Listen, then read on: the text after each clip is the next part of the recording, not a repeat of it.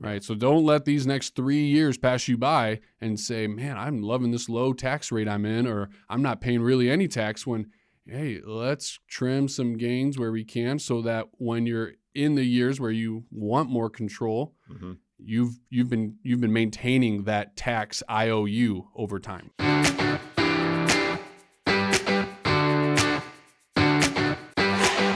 Welcome to the Wise Money Spotlight, our monthly deep dive into a financial planning topic, along with one of the certified financial planners on the Korhorn Financial Group team. My name is Mike Bernard. I am one of the CFPs. I'm also the host of the Wise Money Show. And joining me in the Wise Money Studios today, Brendan Handy. Brendan's one of our CFPs and all-around good guy and financial expert as well. Brendan's been one of the certified financial planners on the team that actually works with a lot of the most complicated and biggest planning scenarios on the KFG team, but also steps in and is helping to lead our tax team. And we're going to talk through tax planning strategies, some advanced tax planning questions right now, dealing with the new tax laws and so on. But Brendan, welcome back into the studio. Good to have you, buddy. Thanks for having me, Mike. So Brendan has been on the team for several years. Again, one of our key individuals, and at home, outside of work, it's been a little more fun. They've got a 1-year-old baby girl. Yeah, I haven't slept in 1 year.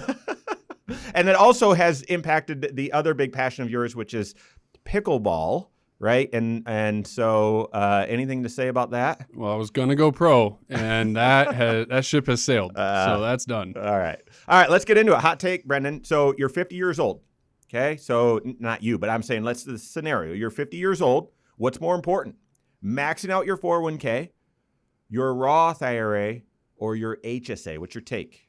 Well, and I get questions like this, believe it or not, after church all the time where, hey, I've got this idea. I heard this thing. What should I do? And the first question I always ask, are you working with the CFP? Yeah. Because the answer to this really depends on your overall financial plan. And without a CFP directing you, I then go to, well, what's the least amount of risk you can make in this decision? Oh. Because in my opinion, the least amount of risk is going to be the 401k. If you're maxing that out. Hang on. What do you mean by risk? I mean the risk of, well, hey, if I made a wrong decision in a vacuum. Okay. Because if I go and fund an HSA and I use it for a non-eligible expense, now I'm going to be paying tax. Yep. And I'm going to be paying a penalty. Yeah. And so, whereas in the 401k, it builds you the nice guardrails to keep you invested for the long term. Yeah. Oftentimes we think of risk, especially when we talk about these accounts, we think of risk as market volatility. That's not the only risk. So risk you're talking about is mistake risk. That's right. But like going back to your first point, I mean, even though I do want to just compare these, we're going to get a little bit deeper, but just compare them side by side. But right, like knowing which one's best depends on your unique financial situation. You've got to look at all 6 areas. You might think, well, this is an investment decision, right? Or you might say this is a tax decision, right? Because they have different tax makeup. You might say it's a cash flow decision. How much do I have to fund? You might say it's a retirement decision. And the truth is you're right about all of those. It's all of those things, and maybe even protection planning, right? HSA, estate planning as well. You've got to look at all 6 areas of your financial life in order to make a great choice, right? There's good choices. We want to make a great choice. That's where wisdom comes in, looking at all 6 areas together. So Brendan, let's keep going. Like I want to hear your thoughts. Like how would you compare the 2 or the 3? What do you think? Well, that's where if you're working with a CFP, the next question I'm always going to have for somebody that if we're not working with them is, are you on track for your retirement savings? Are you on track for your retirement goal? Because if the answer is yes, and you think you're going to have adequate savings in place, I love the HSA. It's a triple tax advantage account. When you contribute to it, you're getting a tax deduction up front. You're not paying tax on that contribution. It grows tax deferred. When you take it out for a qualifying health expense, it's tax free. Yeah. It's the only account of its kind. And so fun fact, you're always going to have that medical expense in the form of Medicare premiums. That's not a fun fact, Brendan. That's a frustration. It is frustration, but it's the rules that we are playing with today. And so that's where I love the HSA. If you're on track for retirement. If you're on track. Now, if you're playing the catch-up game, that's where maxing out the 401k, now you've got to decide, am I doing that pre-tax and getting a tax deduction up front, basically creating an IOU to the IRS later on, or am I doing that Roth because I have a bigger coupon? I can contribute more to the 401k. once that 401k is done and you've maxed that out, if you're still not on track for your retirement savings, you can't go wrong with doing the Roth IRA. Because again, you'll be able to take that money out tax-free as long as it's been open for 5 years. Yeah, you've got extra flexibility with the Roth IRA because it's growing tax-free. Yep, you can take it out tax-free, but you're also your contributions. You don't do this unless you have to, but your contributions you can pull back out before age 59 and a half. So I just want to hear you, make sure I'm hearing you correctly. So you're saying if you're on track with your retirement goal, and I hope so, I hope you have a 5-factor retirement plan. You know the age when you want to be done and your life expectancy. You have a great and accurate assessment of what you think you're going to spend in retirement. That's including taxes, including health insurance, including one-time expenses and all your basic expenses and inflation. You've got a plan for your retirement income. You know how much you have saved up, how much you should be saving. You know how much investment risk you're comfortable taking, and that plan all works, combining those interrelated 5 factors. You're saying HSA, you've got to have a qualifying high deductible health plan. That's right. And then 401k? And then I would go 401k and then HSA. Or Roth. Or excuse me, yes, Roth. It's funny because there used to be this thing where just comparing the Roth IRA and the 401k, depending on your investment choices, get the full company match from your 401k and then fund your Roth. However, that has sort of shifted as the majority more and more 401k plans offer a Roth side. Now it's just make sure that you get your full company match. And then whether you want to do pre-tax 401k or Roth 401k, just go ahead and do that because that's easy, comes out of your paycheck. And yeah, that does make the Roth IRA last. I think that's going to be an unpopular opinion, Brandon. I think it will, but the other thing is as 401k companies are getting better in their investment options, I mean, back in the day, one of the questions was, can I even build a diversified portfolio That's in right. this account? I've got 6 choices, and yeah. And so that's where as technology's gotten better, these companies are offering better options. And so, again, where do I have the biggest coupon to put the most money? Unfortunately, I can only help someone with a Roth IRA, which has a smaller limit than their 401k. So I'm going to emphasize, let's get as much into that as we can. Yeah. Got it. Okay. And then the HSA, you're mentioning if you're on track for retirement, then maybe you don't then maybe do the HSA. You know, the HSA is a great retirement vehicle as well, because you mentioned that triple tax advantage. I like how you said that. And I typically say the trifecta. You said it better. But that second, that it grows tax-free, most HSAs are not positioned for growth. And that's because, it's a short-term instrument. When you have medical expenses, if you're going to use it in the short term, you shouldn't have it positioned for growth. However, if you can handle those short-term medical expenses in another way, then you should be treating your HSA like a retirement account and invest it so that you can have more potential growth. Well, and that's where working with a CFP, most folks nowadays can open an HSA not with their bank. And so back in the day when, the best return on my HSA I can get is a CD, you'd say, I don't know if the long-term growth potential is really there. Yeah. Now that HSAs are offered in most custodians, you can go and invest that for growth purposes. And again, do that shoebox method that you just talked about. Yeah. All right, we're going to shift gears here. So we're on the precipice of tax season. I don't know when you're digesting this, when we are recording it. It's, we're starting to get tax forms in the mail, but no one's filed a tax return just yet. It's going to start here soon. Brendan is one of our tax advisors, as well as CFPs, does a lot of tax planning. Like I said, does a lot of very complex planning work that the firm does. In fact, in a couple weeks, Brendan's going to be back in the studio. We're going to talk about multi-generational tax planning strategy, so make sure you catch that. But Brendan, right here on the cusp of the upcoming tax season, we're going to be digesting the tax law changes yet again. I'm curious, what are maybe 2 of the big hot button issues, whether it's big tax planning strategies to be aware of with the tax law changes, or 2 kind of big hot button issues on your mind this upcoming tax season? It's funny because it's actually not as much of a hot button as it is just going under the radar. And that is, in the past, you might have heard the term tax loss harvesting, where you take some of the losers in your portfolio and you sell them and either invest in something else or wait 30 days and then invest back into that so you can capture that loss for tax purposes. That's been a big thing with technology coming in. A lot of platforms are saying, hey, we can automate this, and that's great.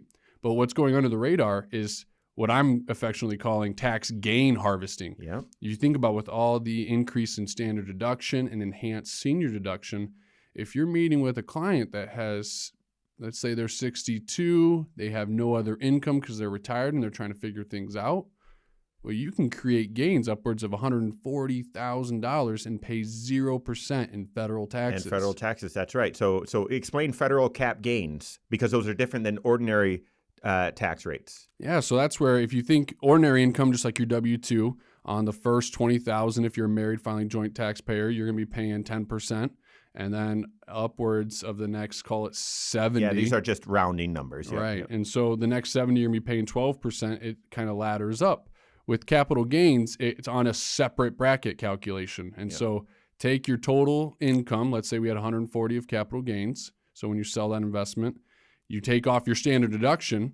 That gets you to your taxable income. Mm-hmm. Well, the tax bracket for a married filing joint person, you're going to be in that 0% tax bracket. And the numbers are going to start not lining up exactly starting in 2026 and beyond. I hope they fix that, by the way. But essentially, you can think of it as this way. If you're in the 0% federal tax bracket, 10%, 12%, then your capital gains tax rate is going to be 0. Okay, if you're above that, all the way up until 500 and some thousand, almost 600,000, then you're in the 15% capital gains tax bracket, and then there's one last tier above that at 20%. And so, right. So don't let these next 3 years pass you by and say, "Man, I'm loving this low tax rate I'm in," or "I'm not paying really any tax." When, hey, let's trim some gains where we can, so that when you're in the years where you want more control, you've been maintaining that tax IOU over time. It is funny you bring this up. We talk about tax shelter strategy all the time. You need to be doing that for dollars though that you save up outside of your tax shelters. So, and maybe you've inherited these dollars or whatever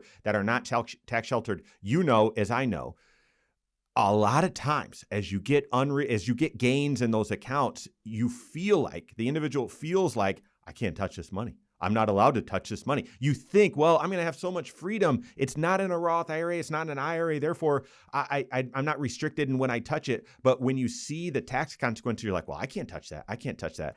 And being aware, Brendan, like you said, of harvesting capital gains along the way can help give you that freedom. So that's one. We don't talk about that one that often. Good one. What's another one? Yeah, the next one is really more so of a warning. Everyone, and myself included, when change comes in, you think, oh, I need to make a change. And so with the Star Wars nerds that also love finance, the OB3, the One Big Beautiful Bill Act, that's what they are calling it. Okay. The OB3, you could be tempted into, I have to make a change. I need to adjust my course. But I think of the clients that we've been doing Roth conversions for the last 5-10 years, taking advantage of these low tax rates.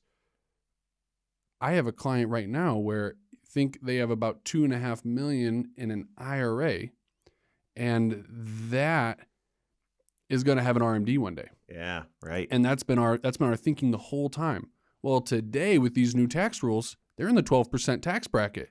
You could think, I don't want to do Roth conversions. I'm in a low tax bracket. I want to enjoy and savor this moment because no one loves paying taxes. Right. But I would anchor back to, why are we doing these strategies? And it's for the RMD that's coming up that's going to push me into a potential IRMA situation where now the cost of my medical Part B premiums are increased. Yeah. Or, hey, I have heirs that this is going to go to, and there's a 10-year rule, and I have all this tax money that's going to them, and every day that IOU is accruing. And that's going to be because they've got to take it out in such a short period of time that could cause an even greater tax or push them into a higher tax bracket. Right. Yeah. And especially if it's hitting them in their highest earning years. Right. So talk about, hey, if I have a tip ball, IRS on the left, my heirs on the right, where am I tipping that ball every time? Well, we should probably be continuing to push it to the heirs. So you're saying like the second big theme that you're thinking is if you've been doing proactive tax planning all along, yeah, we've got another big, bunch of changes to digest. It may not tweak the planning work that you've been doing all that much. The point though is don't be passive with your tax planning, be proactive and be identifying opportunities and making sure that you're capturing the right ones. Yeah, and it's especially hard because it's with this enhanced senior deduction, you point out, oh yeah, you're missing out on some of that deduction.